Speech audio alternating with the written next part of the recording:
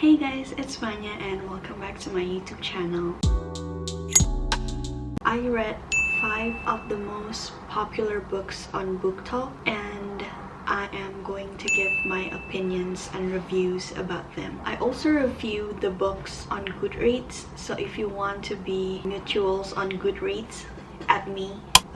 This is my username. Yep. So the first book that I read is The Flat Share by Beth O'Leary. So I'm gonna read you the synopsis of the book. So Tiffy Moore needs a cheap flat and fast. Leon Tommy, I hope I'm pronouncing the name right, works nights and needs cash. Their friends think they're crazy, but it's the perfect solution. Leon occupies the one-bed flat while Tiffy's at work in the day and she has the run of the place the rest of the time. But with obsessive ex-boyfriends demanding clients at work, wrongly imprisoned brothers, and of course the fact that they still haven't met yet, they're about to discover that if you want the perfect home, you need to throw the rule book out the window. So what I like about the book is the chemistry between Tiffy and Leon. Even before they met, they just wrote on like post-it notes to each other and they've never met, and even only with post-it notes, like I can feel their chemistry and that makes me like so happy. That's what I like. This book is also sometimes funny, so I really like that as well. And I also like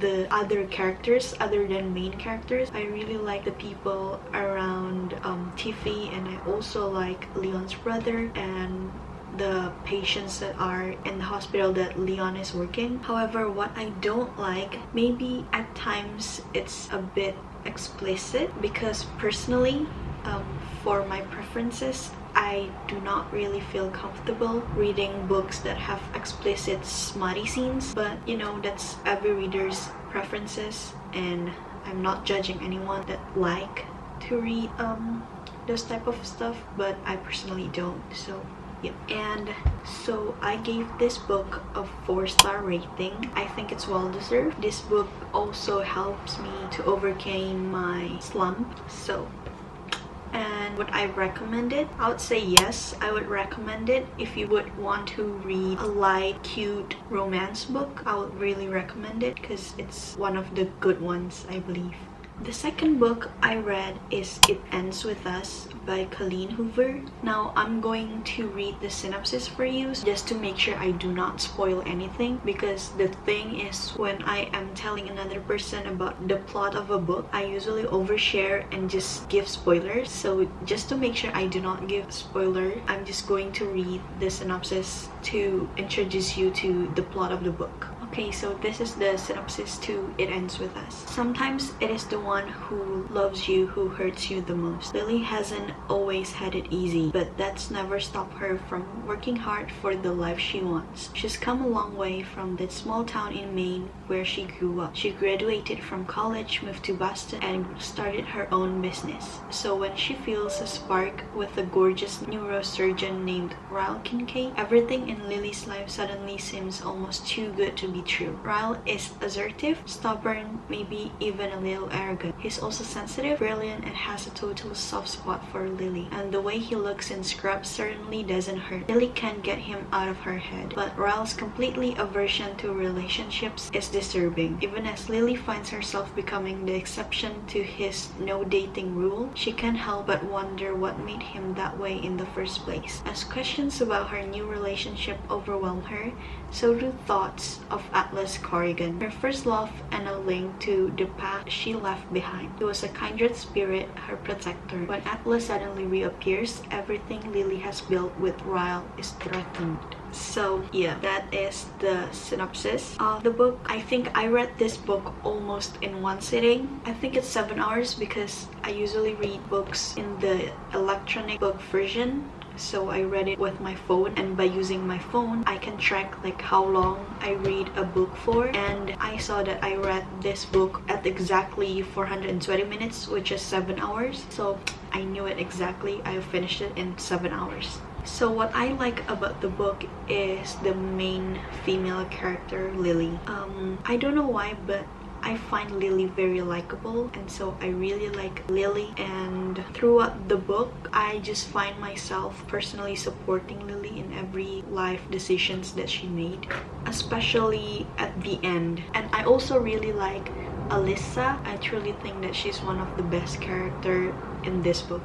And I also really like the message that Colleen Hoover is trying to get across to her readers through this book. And I also like the references to Finding Dory, because before I read this book I saw it all over BookTok, and I saw that it is deeply connected with the quote, "Just keep swimming," from Finding Dory. And when I read the book and I understand, and it just hits different. So however, what I don't like about this book is it has a lot of explicit scenes. As I said earlier, I personally do not really like explicit scenes in a book that I read, so that is definitely one of like a turn down for me. I personally am uncomfortable to the point I just like quick skim off the explicit scenes, not really pay attention to that. And also what I don't like about this book is Ryle Kincaid.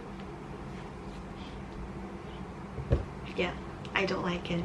So yeah, moving on. I would give this book a 3-star rating. I mean, it is good, but I don't think it's worth more than 3 stars personally. So yeah, I'm just going to give it a 3 stars for this book. And would I recommend it? I would probably say yes, just because like it is interesting, it keeps you hooked to the end, and I would say try and read it and see if you like it or not. So third book that I read is The Spanish Love Deception by Alina Armas, I believe. I'm sorry if I pronounced the author's name wrong, but I have mixed feelings about this book because I saw it all over BookToks and people are seen to really like this book, and they all really hype it to the point where my expectations going into reading this book was too high, and it just kind of disappoints me a little bit. So yeah, I'm going to read you the synopsis so you'll know what the story is about. Catalina Martin desperately needs a date to her sister's wedding, especially since her little white lie about her American boyfriend has spiraled out of control. Now everyone she knows, including her ex and his fiance, will be there and eager to meet him. She only has 4 weeks to find someone willing to cross the Atlantic and aid in her deception. New York to Spain is no short flight, and her raucous family won't be easy to fool. Enter Aaron Blackford, her tall, handsome, condescending colleague who surprisingly offers to step in. She'd rather refuse. Never has there been a more aggravating, blood-boiling, and insufferable man. But Catalina is desperate, and as the wedding draws nearer, Aaron looks like her best option, and she begins to realize he might not be as terrible in the real world as he is. Okay, so I go into reading this book thinking that it's like a normal, cute, enemies to lovers trope romance book, and at first I really like the book. Like a few chapters in, I really enjoy it. However, there's this one point in the book where I just felt like it suddenly transcends into a sort of over explicit for me, and I find it really uncomfortable to read, although the plots are relatable and cute at times, especially in the earlier chapters. But I think I go into reading this book with super high expectations, and I just felt like it disappoints me at the end because I have such high expectations for the book. So yeah, I really like the plot on the earlier chapters, but then it declines throughout the book. So yeah, and again, because explicit scenes and smutty scenes are not my preferences, that is also a turn down for me. So I gave this book a 2-star rating out of 5 stars because I don't think it's my cup of tea. So yeah. And would I recommend it? I'd probably say no. I mean, there's probably a lot more better books out there to read, but if you are intrigued and just wanted to try and read it for yourself, hey, go ahead and try it for yourself because everyone's preferences is different. So then the fourth book that I read is Every Summer After by Carly Fortune, and I saw this book all over BookTok saying that it has the same vibe as The Summer I Turned Pretty, so I decided to read it. And yeah, let me tell you the synopsis of the book. They say you can never go home again, and for Persephone Fraser, ever since she made the biggest mistake of her life a decade ago, that has felt too true. Instead of glittering summers on the lakeshore of her childhood, she spends them in a stylish apartment in the city, going out with friends and keeping everyone a safe distance from her heart, until she receives the call that sends her racing back to Barry's Bay and into the orbit of Sam Florek, the man she never thought she'd have to live without. For 6 summers, through hazy afternoons on the water and warm summer nights working in his family's restaurant and curling up together with books, medical textbooks for him, and work-in-progress horror short stories for her, Percy and Sam had been inseparable. Eventually, that friendship turned into something breathtakingly more, before it fell spectacularly apart. When Percy returns to the lake for Sam's mother's funeral, their connection is as undeniable as it had always been. But until Percy can confront the decisions she made and the years she spent punishing herself for them, they'll never know whether their love might be bigger than the biggest mistakes of their past. Okay, so what I like about this book is I do agree that it has a similar vibe with The Summer I Turned Pretty, where it's a girl and 2 brothers. And I like this book because I did not expect the twist. Like, as you heard from the synopsis, there is something that makes them apart, and that something is very shocking to me when I read it, to the point that I couldn't believe like I had just read that and then I have to go back and then read it again just to make sure that I read it correctly. So I really like it. The plot, it's so good. However, what I don't like is, I think it's just my personal experience, but when I don't know like the thing that keeps them apart from the beginning, it kinda makes me bored because like I don't know what's going to happen. It just makes me like, how long will I have to wait until I know what is actually wrong? Makes me very impatient, to the point like I think I put the book down once before I continue reading it, just because I just could not wait to find out like what the heck is actually wrong with their relationship. And also there is one scene where it is explicit and I feel uncomfortable, so I skipped that page. But other than that, I really like the book, and so I gave this book a 4 stars rating out of 5 stars. And would I recommend it? I would say I would recommend it because it is like a light, cute, fun romance books to read, especially during the summer. And yeah, if you like The Summer I Turned Pretty, you probably like this one, so I would recommend it. I am also waiting for the author's second book. I think it's titled Meet Me at the Lake. I think she just announced it a few weeks ago, so very excited about that one. Okay, so the last book that I read is You've Reached Sam by Dasin Thao. I saw this book all over TikTok and people are saying that this book destroyed them. That's why I read it last, because I know that it's not going to be like a light, cute read. I have an expectation that I'm going to cry while reading this book, so I save it for the last. I'm going to read you the synopsis so you know what the story is about. 17-year-old Julie has her future all planned out. Move out of her small town with her boyfriend Sam, attend college in the city, spend a summer in Japan.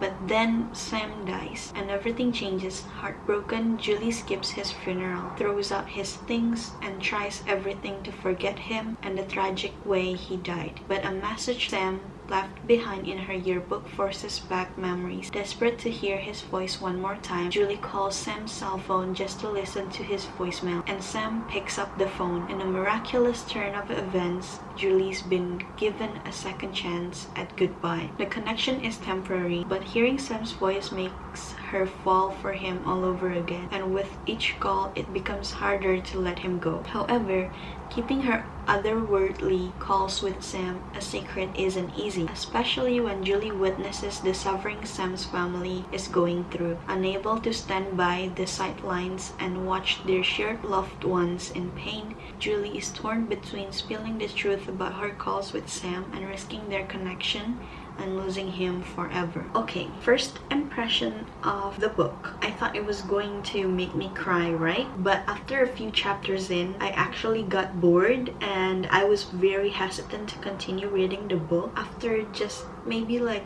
3 or 4 chapters in. But then all of a sudden I decided to give it a second try, and this time I actually read it until finish, and it is actually a really good book. So what I like about this book is how it portrays grief and how every character deals with grief differently, and I really like the writing of the book. The author did a really good job in my opinion, and I really like the last chapter of this book. It really makes me emotional. I sobbed. So yes, I cried reading this book, but only at the last chapter. Oh, and I really like the character development of Julie. At first I was like, what the heck, Julie? I was like kind of hating her in the beginning, but then throughout the book I can see like her character development, and I turned into really liking her character.